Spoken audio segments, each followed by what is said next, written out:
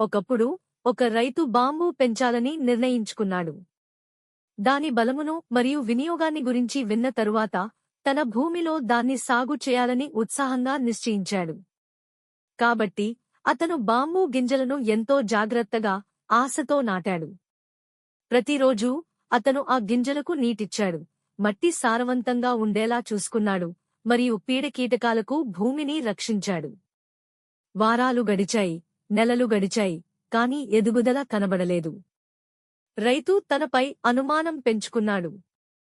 గింజలు పాడైపోయాయేమో లేదా తాను అవి సరిగా నాటలేదేమో అనిపించింది.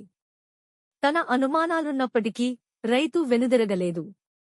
అతను గింజలను తనకున్నంత సహనంతో పోషించాడు.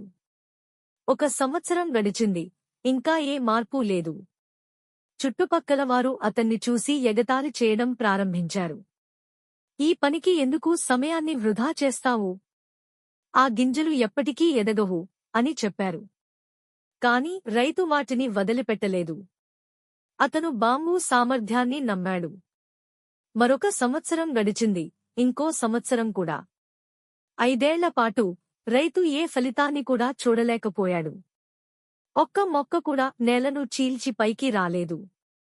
అయినప్పటికీ అతను నీటిచ్చాడు, పోషించాడు మరియు శ్రద్ధతో చూసుకున్నాడు. 6వ సంవత్సరంలో అద్భుతం జరిగింది.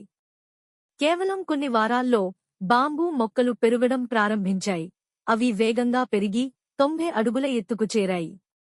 రైతు ఆశ్చర్యపోయాడు మరియు ఆనందంతో మురిసిపోయాడు. బాంబూకిలాగే మన కలలు కూడా ఎదగడానికి సమయం తీసుకుంటాయి. మనకు ఫలితాలు కనబడకపోయినా వేళ్లు బలంగా పెరుగుతాయి మరియు మహిమ మన దరిదాపుల్లోనే ఉంటుంది. అంతటికీ అవసరమైనవి సహనం మరియు సహనమే.